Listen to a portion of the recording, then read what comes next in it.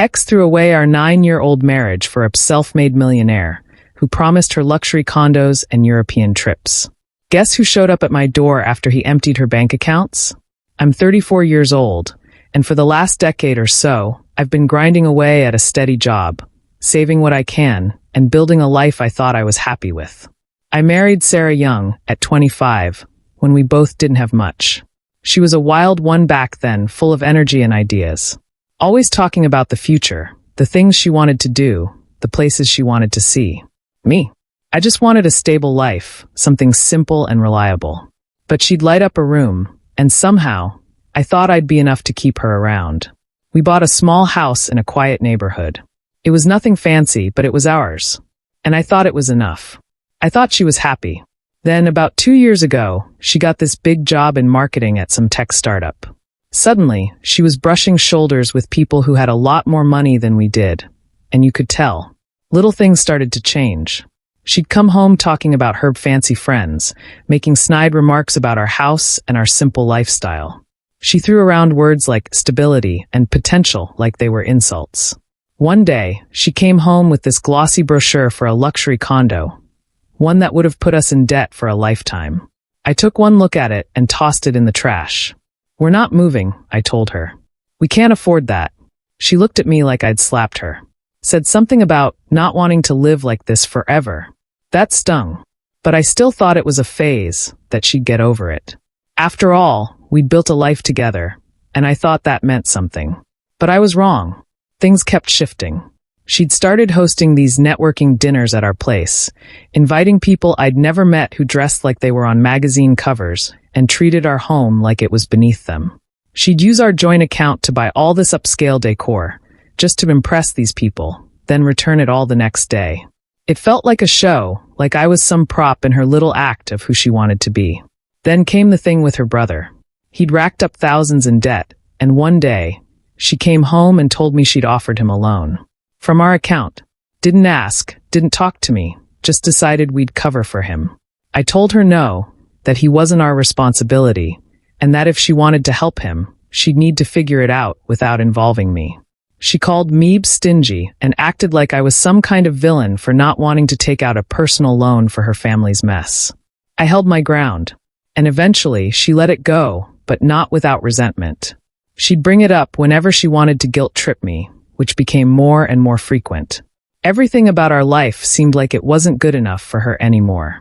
Then one day, she came home and told me she'd met a guy named Rick through work. A big-time investor, mid-40s, drives a fancy car, and apparently he's self-made. Right away, I didn't like him. He'd come over a couple times for networking dinners, and each time, he barely acknowledged me, like I was a piece of furniture. I'd catch him making these sideways comments about seizing opportunities and how playing it safe is for people who don't know what they want out of life. Sarah soaked it up like he was preaching the gospel. And then, maybe 6 months after she met Rick, she sat me down and told me she was leaving. Said she needed more than what I could give her and wanted a fresh start. Said I didn't get her anymore. When I asked her if this had anything to do with Rick, she got all defensive, said I was being paranoid. But she looked guilty. I didn't press it. I was done trying to hold on to someone who didn't want to be with me. We filed for a no-fault divorce. She took her share of everything and moved into some flashy new apartment.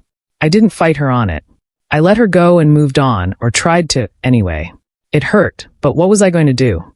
I was raised to believe in loyalty, in marriage, and she'd just tossed it aside for the first guy who waved some money in her face. Over the next few months, I heard bits and pieces about her life from mutual friends. She was dating Rick openly now, jetting off to Europe, posting photos from fancy restaurants. It was like she was trying to live out some fantasy life. The whole thing felt surreal, like I'd spent years with someone I didn't actually know. But I stayed out of it. Then, a few months ago, her social media went quiet. No more flashy trips, no photos with Rick.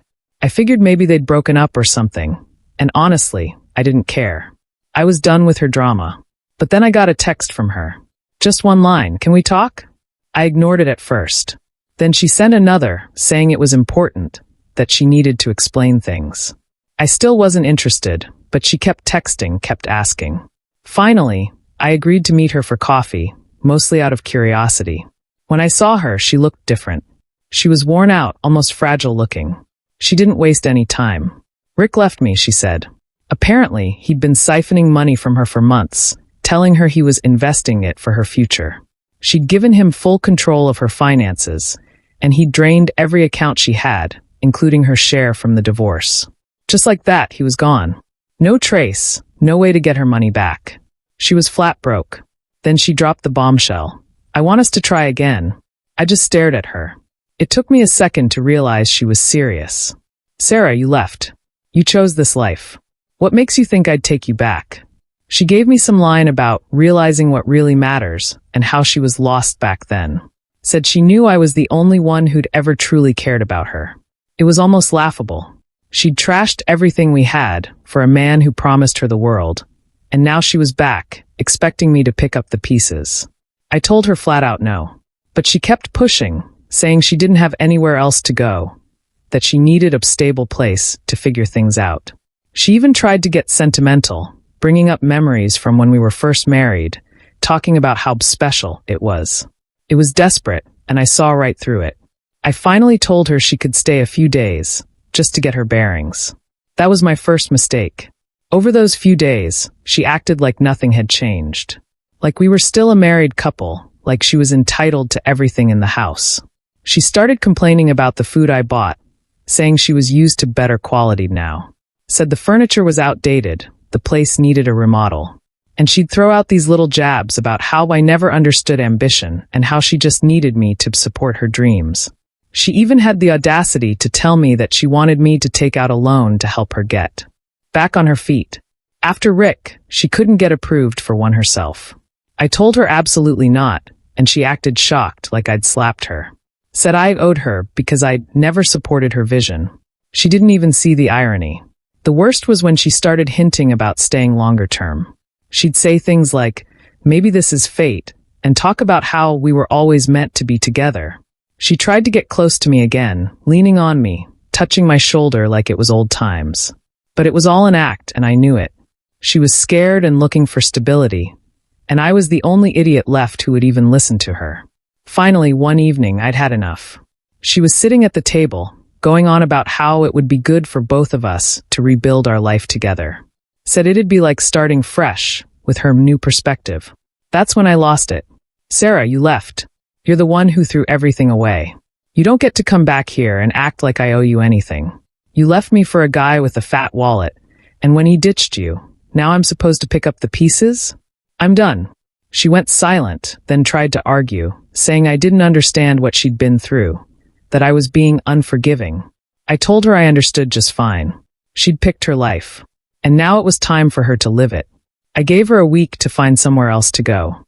She left without much fuss, though she shot me a look that was somewhere between hurt and pure rage. Part of me thought she'd try one last guilt trip, but I think she realized it was useless. She packed up the few things she had and walked out, muttering something about how I'd regret this, how I was throwing away my one chance to get her back. After she left, I sat down and let out a long breath. It felt like I'd been holding it since the day she'd walked out on me for Rick.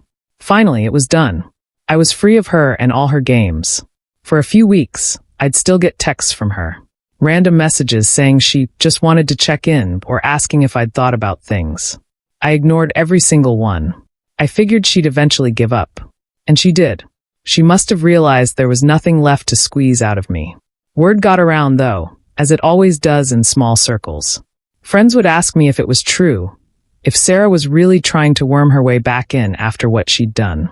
Some of them were sympathetic, saying they couldn't believe she'd actually had the nerve.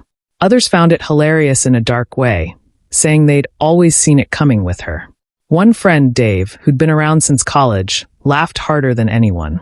He said, "Man, she used to act like she was doing you a favor by sticking around. Guess she thought she could just walk back in after that mess with Rick." I couldn't argue with that. It was the first time I'd truly laughed about it, and I realized I was finally over it. Over her, over everything. She wasn't my problem anymore.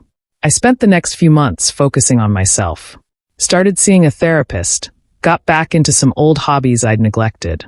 I even started dating again, carefully, just casual things with no pressure. For the first time in a long time, I felt like my life was mine. Looking back, I don't hate Sarah. I feel sorry for her, maybe. She was always chasing some idea of better, never realizing that it was just empty promises from guys like Rick who saw her as nothing more than a means to an end. I hope someday she finds what she's looking for. But I know now that it was never me, and I'm okay with that. If there's one thing I've learned from this, it's that love isn't just about the good times or the promises. It's about showing up every day, even when things are hard.